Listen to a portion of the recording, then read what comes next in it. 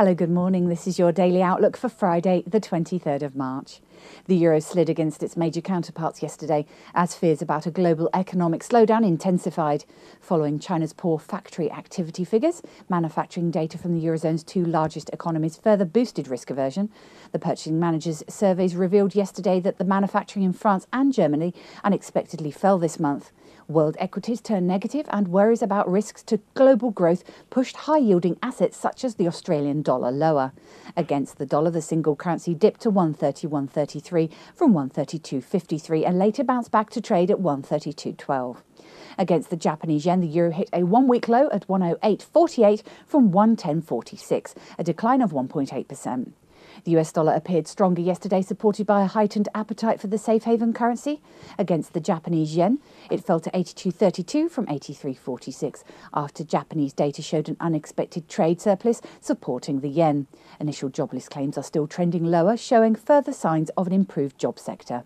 Against the Canadian dollar, the dollar jumped above parity level, rising as high as 1.0008 from 0.9911.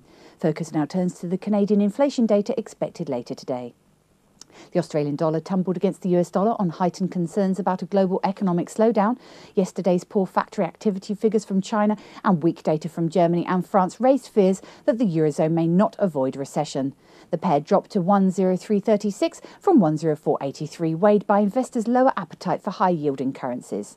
Looking at commodities, we saw oil prices plummet to $104.49 a barrel from $107.10, a decline of 2.4%. Gold also fell to $1,628.10 an ounce from $1,656.25, but later recovered to trade at $1,648.60. Against the euro, gold fell to €1,237.83 from €1,250.77. Silver ticked lower to $31.10 an ounce from $32.33. Let's take a look at what the currencies are doing this morning. The euro-dollar pivot points at 132.10 with a preference to enter into short positions at 132.10. The dollar-yen pivot points at 83 with a preference to enter into short positions at 83. The Aussie dollar pivot points at 104.20 with a preference to enter into short positions at 104.20. The sterling dollar pivot points at 158.40 with a preference to enter into short positions at 158.40. And the dollar CAD pivot points at 0.9960 with a preference to enter into long positions at 0.9960.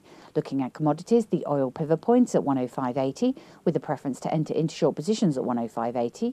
The gold pivot point is at 1650 with a preference to enter into short positions at 1650, and the silver pivot point is at 31.85 with a preference to enter into short positions at 31.85.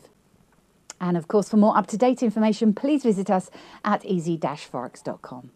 On the calendar, the market movers are the Canadian Consumer Price Index forecast to gain 0.4% and the US new home sales forecast to rise to 0.325 million.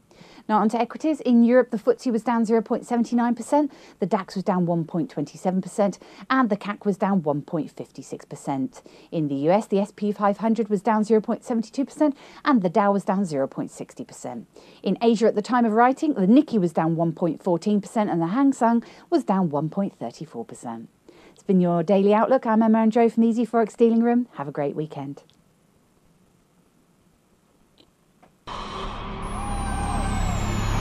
Not only have you found a great place for Forex news, you found a great place to trade it.